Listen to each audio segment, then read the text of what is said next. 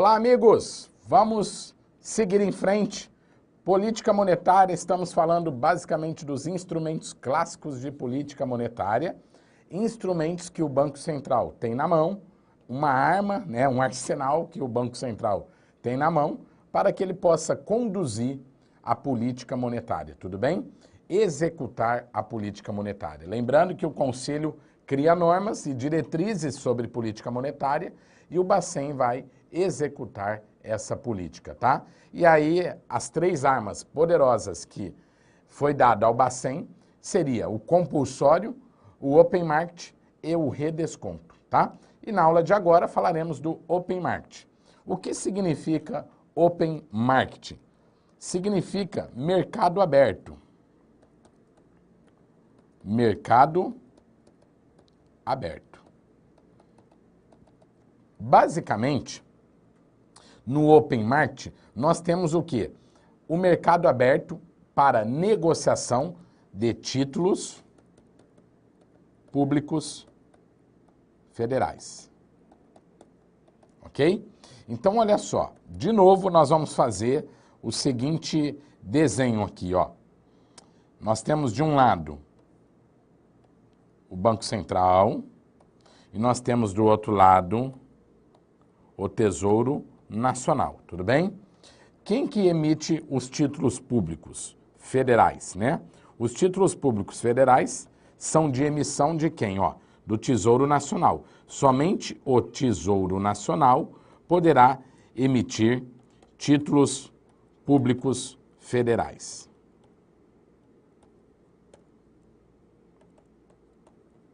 Tesouro Nacional.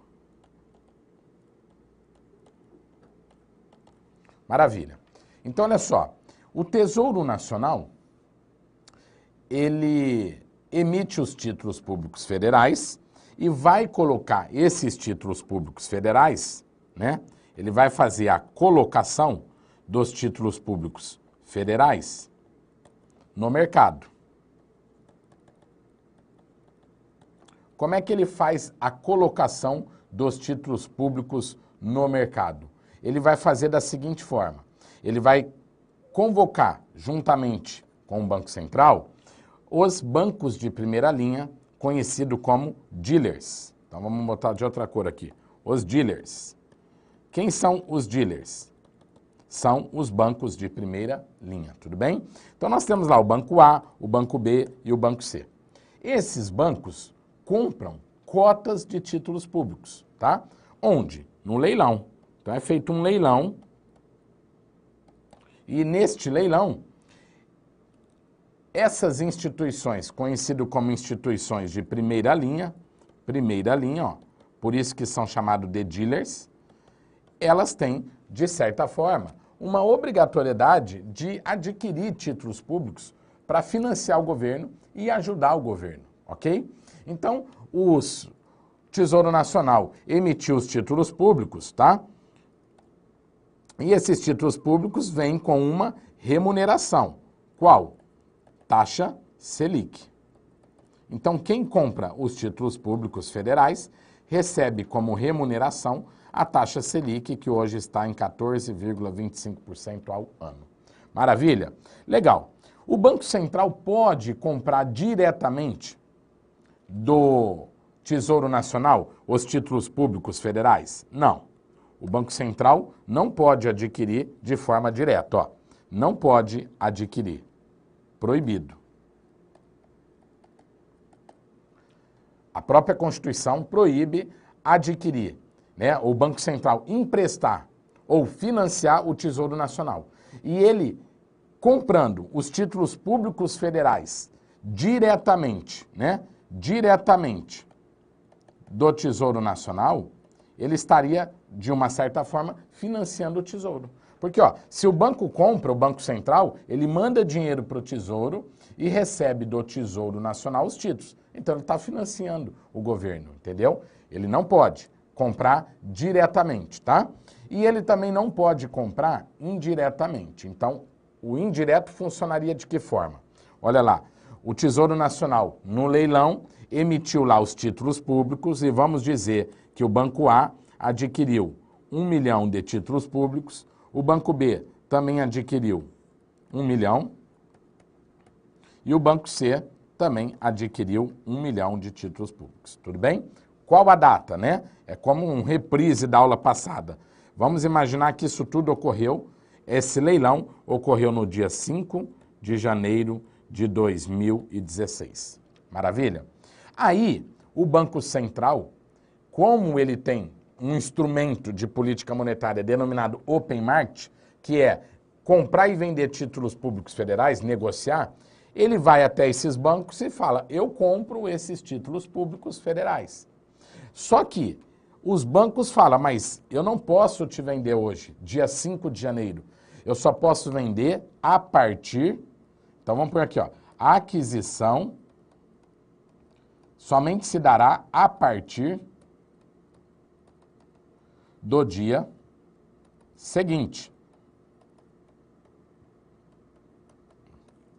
E o dia seguinte aqui, no nosso exemplo, seria dia 6 de janeiro, tudo bem? Por quê? Se o Banco Central adquirir no dia 5 de janeiro, fica caracterizado o empréstimo ou o financiamento ao Tesouro de forma indireta. Então, ó, é proibido diretamente ou indiretamente, né? E o indiretamente seria quando? Quando o Banco Central adquirisse os títulos públicos federais das instituições financeiras no mesmo dia em que elas compraram os títulos públicos federais do Tesouro Nacional do leilão, no leilão, tudo bem? Então, se o Banco Central adquirir, no nosso exemplo, os títulos no mesmo dia, no caso, dia 5 de janeiro, fica caracterizado o empréstimo ou o financiamento ao Tesouro Nacional de forma indireta, o que também é proibido perante a Constituição Federal.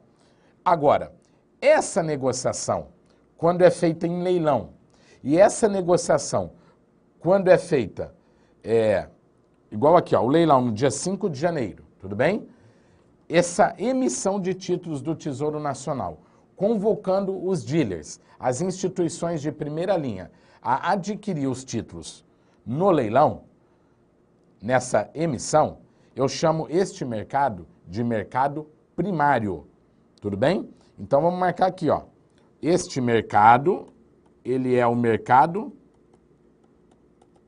primário.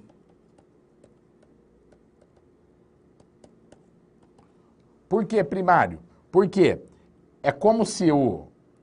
Não, é como não. O Tesouro Nacional está negociando os títulos públicos emitidos por ele pela primeira vez no mercado. Então, é o mercado primário. Ou seja, esses bancos aqui, os dealers, podem operar no mercado primário. O Banco B também, mercado primário.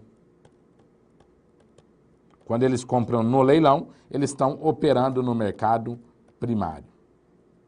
Se o Banco Central adquirisse esses títulos na mesma data do leilão, onde os dealers compraram, no dia 5 de janeiro aqui no nosso exemplo, o Banco Central, além de ser proibido, porque consideraria o financiamento de forma indireta ao Tesouro Nacional, o Banco Central também estaria operando dentro de um mercado primário, o que também é proibido ao Banco Central. Por quê? O mercado primário, ou para o Banco Central operar no mercado primário, ou ele teria que operar, comprar, adquirir os títulos públicos federais diretamente do Tesouro, e é proibido. Ou ele comprasse de forma indireta, né, adquirindo no mesmo dia que os dealers compraram do leilão.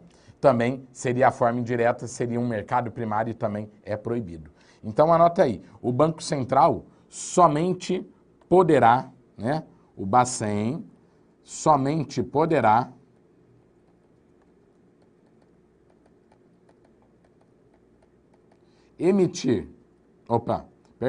o Banco Central somente poderá negociar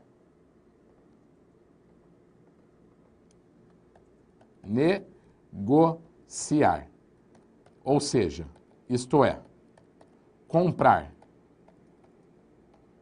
ou vender títulos públicos no mercado secundário. E o que é o mercado secundário? O mercado secundário seria a aquisição dos títulos públicos pelo Banco Central, dos dealers ou das instituições financeiras no dia seguinte ou a partir do dia seguinte da data do leilão. Então, olha só, se o Banco Central compra a partir do dia seguinte da data do leilão, no nosso exemplo, dia 6 de janeiro, então isso já estaria sendo caracterizado como mercado secundário. E o Banco Central pode operar somente no mercado secundário, comprando e vendendo títulos públicos federais. Tudo bem? Tranquilo até aí? Então, ó, quem pode emitir títulos públicos? Somente o Tesouro Nacional. O Bacen está proibido, anotem aí, proibido da emissão de títulos públicos próprios.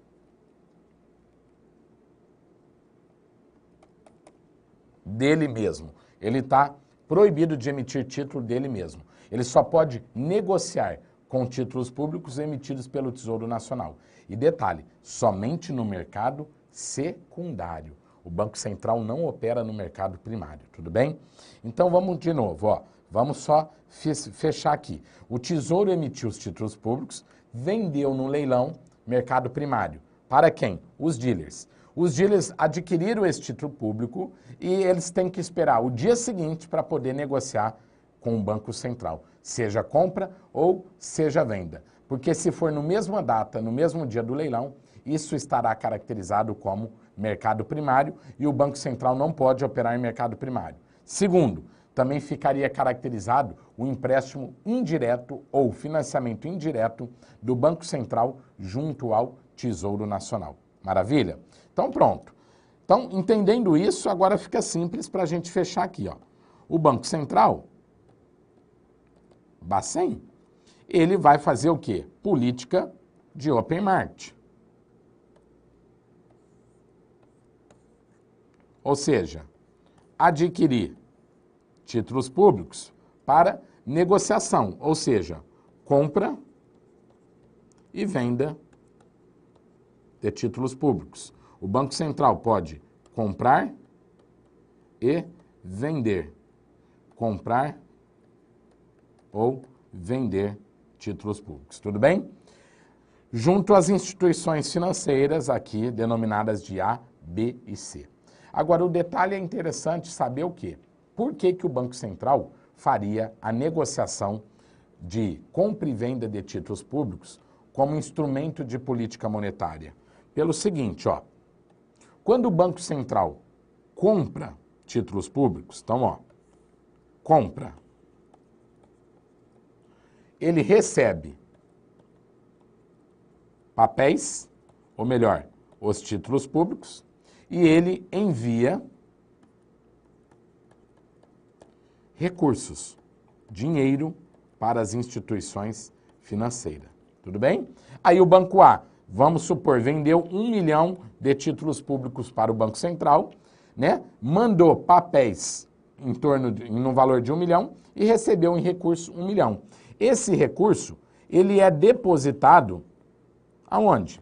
Na conta de reservas bancárias.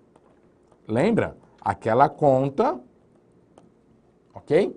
Aquela conta de reserva bancária que os bancos têm para depositar os seus valores, né, seus depósitos livres, para depositar o compulsório e também para receber a venda dos títulos públicos. Conta de reservas bancárias. Pronto, está lá depositado naquela conta que o Banco A tem junto ao Banco Central e esse dinheiro posteriormente vem para onde?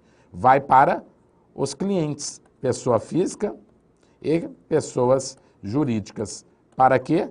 Para fazer empréstimos, financiamentos, etc. Então, aí a pessoa física, pessoa jurídica vai até o banco, né? Captam esse dinheiro via um empréstimo, toma esse recurso, né? Pega o emprestado para pagar suas contas ou um financiamento de imóvel, financiamento rural, seja lá o que for, mas esse dinheiro entrou aonde? Esse dinheiro passa, então, a fazer parte da economia. E aí, mais recurso na economia, tudo bem ou não? Aumenta consumo, né? Maior recursos na economia, aumenta consumo e aumenta a inflação. Então, ó, diretamente, é uma relação diretamente proporcional. Maravilha? Da mesma forma, pegando um outro exemplo, vamos imaginar o Banco Central vendendo seus títulos. Então, agora sim, ó, seu não, é aqueles títulos que eram do Tesouro Nacional que ele está negociando. Aí o Banco Central vende os títulos públicos. E para quem que ele vai vender? Volto a dizer, para essas instituições aí de primeira linha, ó, instituições financeiras, tudo bem? Elas são obrigadas a comprar? Não, não são, mas existe aí um acordo, né, política da boa vizinhança, correto? Toma lá da cá, o Bacen ajuda de um lado e pede a solicitação desses bancos para ajudá-lo de outra forma. Quando o Bacen vende os títulos públicos, o Bacen vai fazer o quê? Ele vai receber recursos. Ele vai entregar papéis. Esses papéis adquiridos por essas instituições financeiras, na verdade, vem para onde? Para a mão dos investidores, ó, pessoas físicas, pessoas jurídicas, tudo bem? Olha que interessante, no primeiro exemplo, esses clientes são os clientes deficitários. Por quê? Eles vão tomar recurso financeiro. Agora, esses clientes aqui que eu estou falando, eles já são os clientes o quê? Superavitários. Por quê? Esses clientes estão comprando o quê? Títulos públicos. E se eles estão comprando títulos públicos, eles não estão tomando empréstimo, eles estão aplicando dinheiro, investindo dinheiro no banco, né? O banco está captando o recurso desses clientes, ok? E eles vão receber o que nesses títulos públicos? Olha, eles vão receber a taxa Selic, né? 14,25% ao ano, um pouco menos porque faz o deságio, né? Porque 14,25% receberia em um ano. Então, ó, matemática financeira, vamos lembrar. Se a negociação ocorreu, a venda dos papéis, o papel era datado 6/1/2016 e vai vencer em 6/1/2017, um ano. Então, o papel vem com 14,25% ao ano. Essa é a taxa de remuneração, conhecida como taxa Selic. Porém, se os bancos negociam, aqui no meio, ó, digamos, já passaram 6 meses, eu estou falando aí em 6 de julho, já foram 6 meses, então a remuneração que eles vão receber é proporcional ao período. Então vai haver o quê? Um deságio, tudo bem? Além disso, esses investidores, além do deságio que eles têm, eles também vão pagar o imposto de renda, né, sobre a rentabilidade e assim por diante. Por isso que a remuneração acaba se tornando menor, tudo bem? Então olha só, olha o processo de política monetária. Quando o banco vendeu os títulos, ele entregou papel e ele recebeu o quê? Dinheiro, moeda. Então, o que houve aqui? Houve uma redução na quantidade de moeda da economia. Então, houve uma redução na quantidade de moeda na economia. Então, ó, se há uma redução de moeda, né, o consumo cai, as pessoas guardam mais dinheiro porque estão investindo, o consumo caindo, eu tenho a deflação, ou consigo diminuir a inflação, tudo bem? Inversa. Também é uma coisa o quê? Diretamente proporcional, né? Porque tudo caiu, ó. Diretamente proporcional. Maravilha? Então, essa é a política monetária de open market, ou seja, por que que isso impacta? Porque essa política, ela tem efeito, ó, vou marcar aqui com uma cor de caneta para você enxergar melhor ainda, ó. Essa política, ela tem um efeito de curtíssimo prazo. Você quer ver por que curtíssimo prazo? Porque olha só, o banco chama lá, o Banco Central chama as instituições financeiras e fala, me ajuda, compra os papéis. Os bancos, pela política da boa vizinhança, eles vão comprar os papéis, comprar título público. Com isso, o banco conseguiu enxugar o volume de recursos na economia. Tudo bem? Por hora, o banco também chega em algum momento e fala assim, eu compro os títulos públicos federais, correto? E aí, os bancos, claro, querem receber, porque dinheiro na mão de um banco vira muito mais remuneração do que parado num título público, né? Porque o banco está ganhando quanto? 14,25, taxa Selic. Agora, será que se o banco pegar esse dinheiro e emprestar num cheque especial, ele não vai ganhar muito mais? Claro, vai dar 100% ao ano e etc. Então, a hora que o Banco Central fala, eu compro os títulos públicos, claro, os bancos também estão lá prontos para vender. Com isso, sai papel da economia, entra quantidade de moeda, e aí o Banco Central vai conduzindo essa política monetária. Maravilha? Lembrando que estas negociações aqui são negociações feitas aonde? No mercado secundário. O Banco Central somente pode operar, né, títulos públicos federais no mercado secundário apenas, tudo bem? Somente no mercado secundário. Maravilha? Agora, claro, por que curtíssimo prazo? Primeiro, por essa situação.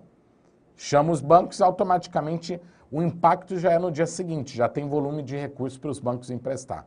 O segundo, que o Banco Central tem na sua mão quem?